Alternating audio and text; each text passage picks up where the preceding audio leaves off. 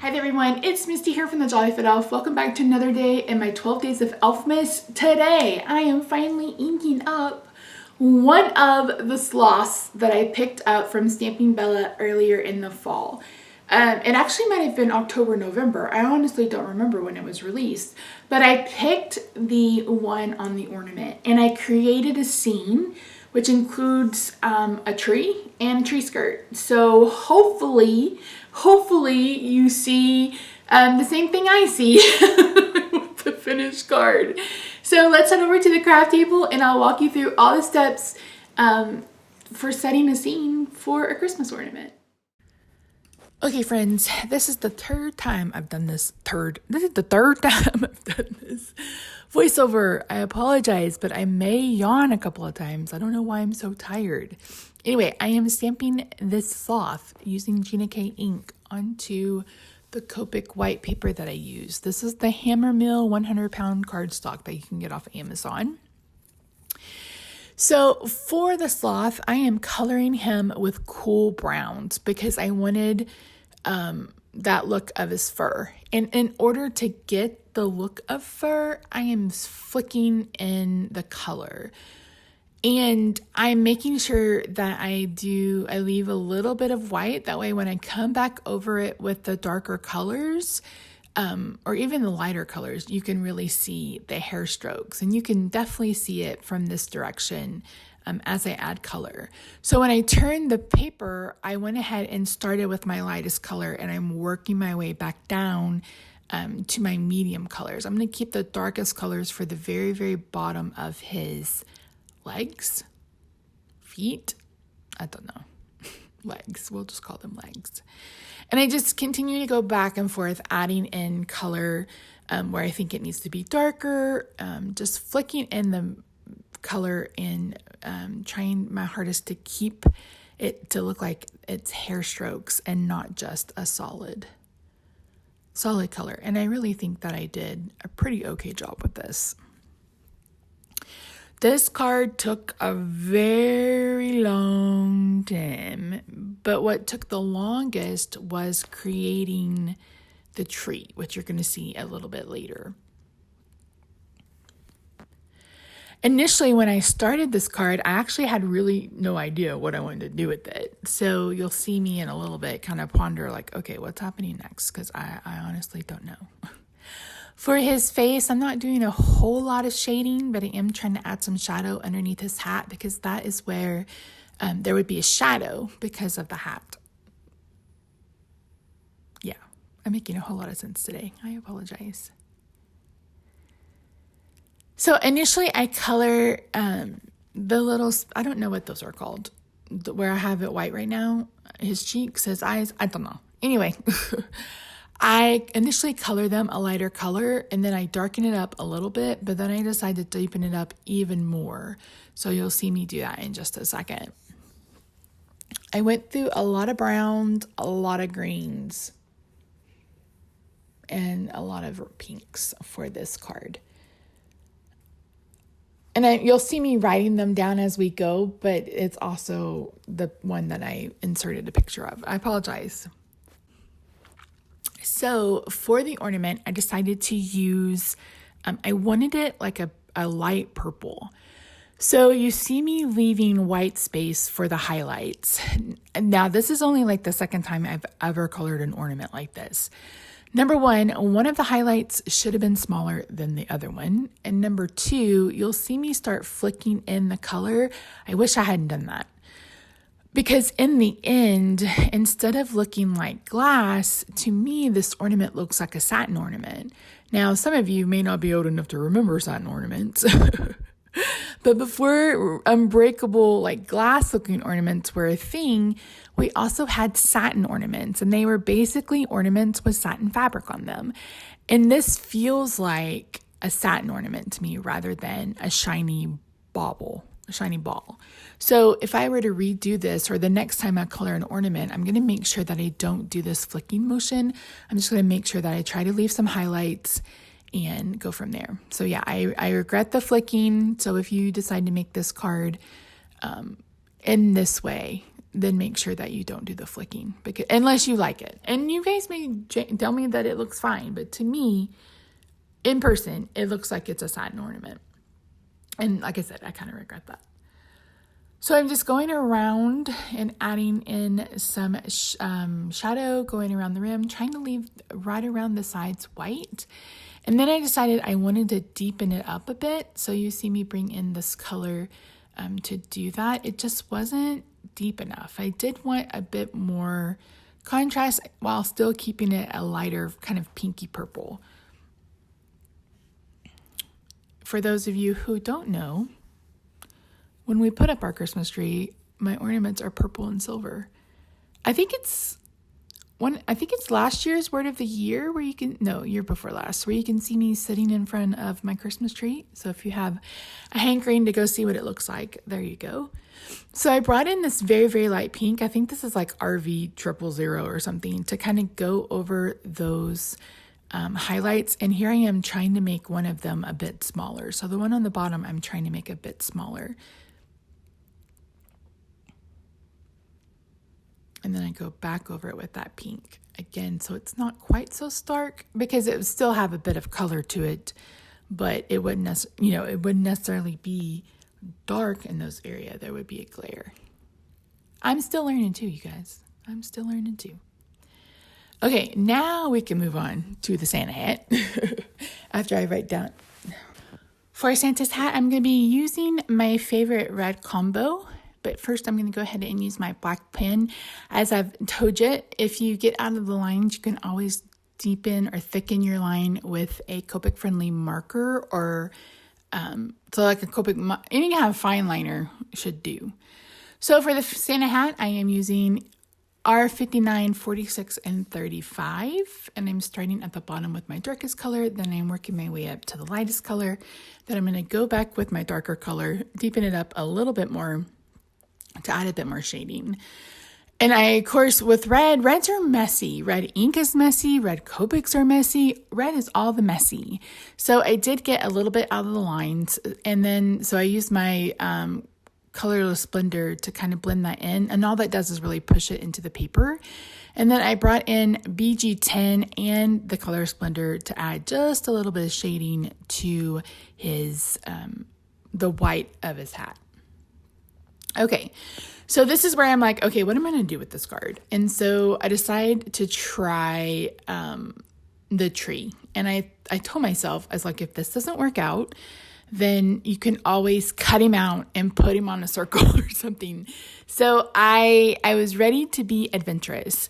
So I took my pencil and just kind of drew in what would become the branches.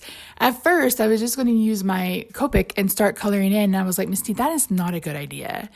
And then I added this kind of half circle around him that will eventually become our tree skirt. So here I am testing all of the greens that I want to use, and I use a combination of the greens. I've got a couple of blue greens, and then I've got a couple of yellow greens. So I really wanted these branches to look really, really full. And so, like I said, this is probably what took me the longest amount of time, was flicking in the branches. So I couldn't decide if I was going to use the chisel nib on this, because you can get a straighter, thinner line. But I decided that I wanted to go ahead and use the other nib, because I wanted it to be fuller on one end and kind of taper out to skinny. So I'm doing all the flicking motions again. So I'm going marker by marker, and I'm filling in each of my branches. And again, I am just flicking off of the pencil line. And I'm just going through all of the colors. And some of them are a little bit longer. Some of them will be a little bit shorter. You just have to play around with it, really, honestly. Excuse me. You can see here I've made these strokes a little bit longer. Like I said, my idea for this is that he's underneath the Christmas tree, like the ornament has fallen. He and the ornament have fallen off the Christmas tree, and he is underneath the tree on the tree skirt. So hopefully that's what I conveyed with this card. I love it. I think it looks amazing. I'm very proud of it. I mean, I think it looks amazing because I created it. But I had so much fun like stepping outside of my comfort zone and trying a new technique. So here I'm adding the needles to the other side of the branch, and I'm doing it the exact same way. I am using flicking motions and going from color to color. So you're going to see me go back and forth, back and forth, back and forth.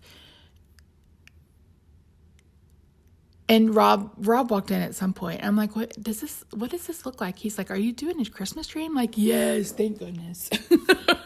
I also sent the finished, well, after I have finished coloring, I sent this to a couple of friends. So thank you, Amanda and Michael, for giving me the thumbs up for this card, because and Heather too. I was like, I don't know. Because I always have a little bit of self-doubt. Sometimes I'm like, I don't know if this is cute. And everybody's like, okay, it's fine, Misty, post it. And I'm like, okay, okay.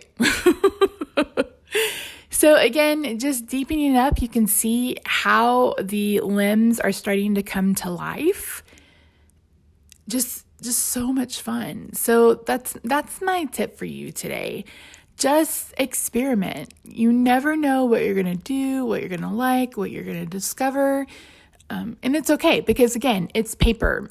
And if you mask it like I did, I had a plan B. If this looks like crap, then I can cut it out with scissors and I'll just put it on some pattern paper. But luckily this worked out and I was so excited. So after I felt like I added in all of the green, I brought in a brown marker to add in the branch. So using my pencil again to add a little bit more, because like I said, I really wanted this very, very full. Now I've sped this up to 800% faster than what it normally is. And just because I'm basically doing the exact same thing I just did. I'm just flicking in, going color to color, and just adding it where I feel like it really needs it, filling in all of the gaps, filling in all the holes, just to make sure that we have a very full Christmas tree. Like I told Rob, I didn't want to fuss with trying to put on ornaments or put on lights or anything like that. I just wanted the tree there. I didn't want it to be the main focus, because the focal point of this card is meant to be the ornament, with the tree and the tree skirt just setting the scene for us. Excuse me. I wish I crafted this fast. Man. So one of my branches ended up going past my tree skirt line, and I honestly don't mind that. You'll see how I handle that later, but I wasn't paying attention. I was like, oh my goodness. But I was like, you know what? That will work. One of them is hanging over the tree skirt, and that will be okay. So I'm going to go back and I'm going to fill in some more after adding in another branch. And again, like I said, I'm just using my pencil. I'm going over it with the brown, and then I'm just flicking in with the greens. So fun. Super fast Misty is super, super fast. Okay, so after I've done that, I bring in Y11 just to fill in the rest of the gaps. I wanted it to look like it had lights on the Christmas tree without having to draw in lights, etc. So it was just a light, just a light little bit of color, nothing too fancy. And then I knew there was space between the tree skirt and the tree, and I decided that would be the wall or something. So I just brought in this BG10 to kind of color that in. Again, it's not a huge amount of space, but we really need that separation. So this is when the magic happens. Oh! So any of the white spots around the sloth, I am using a green to kind of fill in. I never cut perfectly when I cut out those masks. So sometimes they look good, sometimes they don't. Okay. So I wanted to make sure that the shadow underneath this was really, really dark. So I started with E29, and then I brought in the E59, and then I'm going to work my way to E46. Later, I'll blend all this out with E35, but for the most part, this is going to be R46, not E46, Misty, E29, R59, and R46. Brain. I need you to work today. I need you to work. Get some work done, Brian. Isn't this just so cute? And you can see there where the green comes over and I colored over with red. I'm going to add some green on top of it so it still looks like it's hanging over. And I got a little bit of red in my highlight on the ornament and where I used the silver Sharpie to color the top of the ornament. And at first I'm like, Missy, why you gotta be so clumsy? And then I thought, wait a minute, if this is a glass ball and it's on a red surface, it would be reflecting some red. So you see me pull in a couple of reds in a minute to really add in that reflection. So I brought in like I said, I brought in a couple of greens so it makes it look like it's hanging over the tree skirt.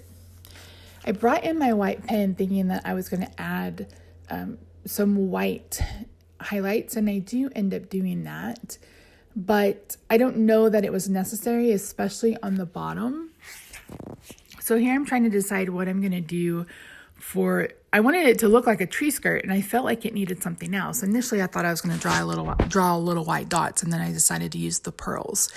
So this, again, wasn't necessary, but I did it, and it's done, and I did it. I did it, and it's done, and I did it. So I'm going to bring in one of these quick stick pens or whatever. I think this is the, pickup tool or whatever from Stampin' Up. And I'm using the tiniest of pearls to go all the way around the tree skirt. So I left the space right there where the green was, and I was like, I don't know how that looks. And Rob came in, he's like, well, why don't you go ahead and put pearls there, but color them green? And I was like, that is a fantastic idea. So that is indeed what I end up doing. I put a couple of them later there, and then I colored them in with green. So I brought in my shimmer pen from Spectrum Noir because it needs to have shimmer because it's a bright and shiny ornament. And this is where I bring in my hex chart to decide on which color reds I want to use to add that bit of shadow or the reflection. So I used that one, and then I think I end up darkening it up a little bit more. I'm just using the pen to draw back in the ornament hanger, darkening up that shadow just a bit more, and then I'm going to blend it out. So a lot of back and forth with this one, just trying to make sure it looked how I wanted it to look. So here are all the markers again. I used a bunch.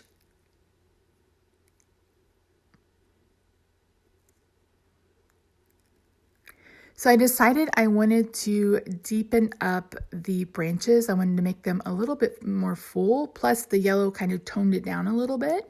So I'm just going back like I did. I'm going to flick over all of them like I did earlier. I'm going to do it to every single branch using every single color, and it's just going to bring those branches back to life.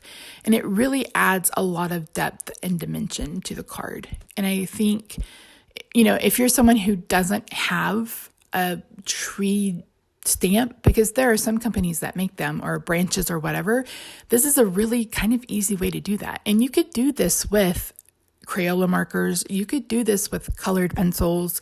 You could do this with something else other than Copics. I just happen to be on a Copic kick and I'm having fun coloring all these cards for you guys. So just adding more color. And then once we get this done, we're going to work on the card base. So I'm going to start by stamping the inside card layer. I think it's beginning to look a sloth like Christmas. I think that's the one I chose. And I'm going to bring in, I think it's Lavender or Lilac by Gina K Designs to stamp this. I'm working on getting it straight, and I remember to keep the foam out because these are already foam mounted. It takes a couple of passes to get it to the opacity that I want. But once that's done, I have a red card base that measures 5.5 by 8.5. I've scored it at 4 1/4. And then we're going to get all of this adhered. So your question of the day is, what color is your tree skirt? And if you don't celebrate, just tell me what's your favorite color. Don't forget, you have to answer every single question of the day. Keep track of the words for the giveaway that's is on January the 8th. All these cards will be available in my Etsy shop after Christmas because there's no way. The post office is so slow. There's no way this is going to get to you before Christmas. So yeah. So I decided I wanted to go ahead and add a green layer. So there's a little bit of separation between the sloth and the red. And that's it. So thank you guys so much for joining me. I really appreciate you. I hope you enjoyed this card just as much as I did. And I will see you tomorrow for another video in Elfmas. Bye for now.